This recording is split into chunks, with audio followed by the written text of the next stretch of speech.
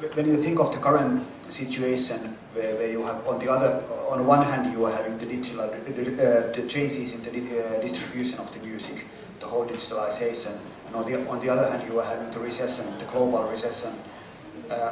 From these two viewpoints, which one do you think has the more positive future, the big giants or small indies? Well, I think that the big giants have. I think the giant companies can survive if they adapt the business practices of the indies. They have meaning if they do business on a much more grassroots level. It's something with reduced expenditure, and be able to be much more reactive to the marketplace as opposed to trying to force an agenda on the marketplace. The thing that a lot of the majors have is,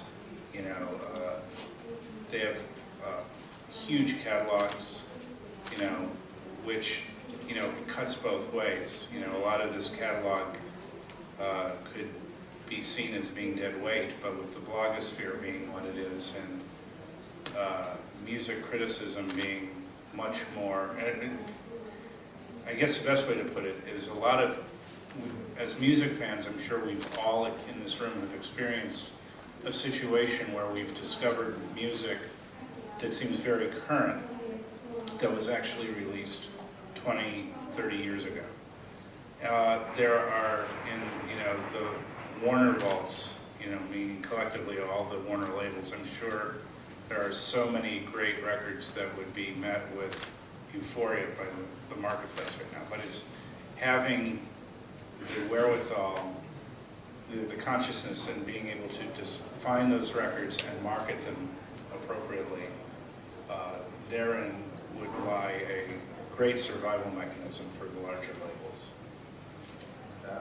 But on balance, I think that you need to be a smaller label in order to survive. I read one statistic saying that the CD sales starting from the 2000 are down by 40%, and I was reading an interview by George Draculia saying that the CDs will pretty much disappear within 5 years. What is your viewpoint on this? I don't really know, but I think the music industry is continuing to fragment, and there are a lot of CD players out there. I think that the CD sales will continue to diminish, but I don't think that they're going to go away altogether. Since I've been in business, I've seen the death of vinyl, the rebirth of vinyl, the renaissance of vinyl, the imminent death of vinyl. I mean, everything is cyclical, but the one thing that is constant is the interest in music. And it would kind of surprise me because it's such a onerous format in so many ways, but if there was one day a CD revival for whatever reason, it would kind of fit in with a lot of the other trends that have taken place in the music industry over the years. What is your opinion on the new distribution models? For example, there's the new MySpace Music, which is a combination of streaming, which is ad-funded, and shopped together with the Amazon. Then there's Lala's, then there's iTunes, and so on and so on. There's ad-funded, there's streaming, there's downloading. Well, as a music fan, streaming is great. As a music industry person, not so great. Reliance on ad revenue, I think, is something that, for those of you who may not know what I'm talking about, or what we're talking about, there are a lot of models out there that offer the opportunity for free music in exchange for ad funding, meaning the companies are sustained by advertising revenue as opposed to revenue derived from the sale of the music. The problem with that is that when you have a global economic crash like we're experiencing right now, people are not going to want to spend money on advertising. Whereas, the expenditure for music, for those of us who still buy it, is relatively small. So if you're reliant on big companies spending a lot of money on advertising when there's a recession or worse taking place, then I think you're subverting your business model.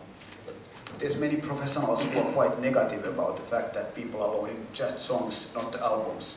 But isn't that sort of like where the record business started 30, 40 years ago? Yeah, singles, yeah. You know, personally speaking, I'll buy singles, I'll download singles, I'll buy albums, I'll download albums. I think the companies, the music industry and musicians who survive are the ones who are able to be adaptable to an increasingly fragmenting marketplace. And I think, frankly, it's fun, you know, when you have more opportunities and when it's, you know, you're able to stretch your imagination as far as it will go. I mean, that to me is an enjoyable thing, as opposed to working within straight-jacketing norms that are prescribed by other people in the music industry. But in this extremely difficult and competitive landscape, how do you see the competitive advantage or edge of Sub Pop during the following 10 years? Signing good bands.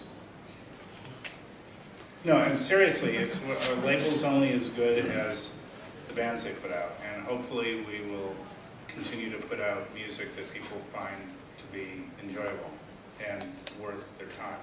How do you plan to monetize them? Is it just the downloads or whatever, or do you have plans of getting money from the gigs and so on, doing more like 360? Well, for the time being, we are sticking with the old-fashioned model. You know, doing deals where we derive money from services that we don't provide seems like it's, you know, unnecessarily exploitative in a way that I don't feel comfortable being. You know, we may someday move into, you know, management or publishing or whatever, but it's never been anything that has interested me personally, you know, but there are other people in my organization who have an interest in this sort of thing, and, you know, we may move that way eventually, but for the time being, it hasn't been something that we felt the need to do. We may be inspired to at a later point in time. Sub Pop is turning 20. You yourself are turning 50 next year, isn't it correct? Yes. It's time for my nap.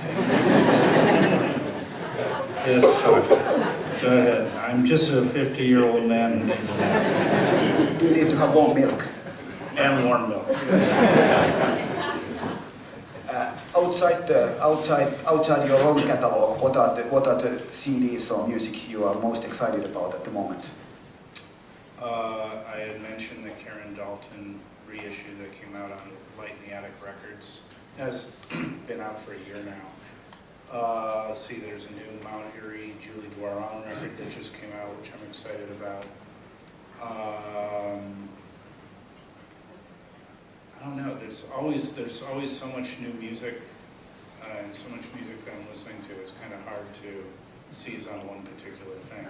Do you still listen to music pretty much all day, or do you enjoy silence as well? Oh, I totally enjoy silence, but I listen to it pretty constantly at work and pretty constantly when I'm exercising, which is like eating. Walking to the refrigerator, pulling the needle off the stereo, or when I'm in the automobile. But like when I'm at home, more often than not, I'm just chilling.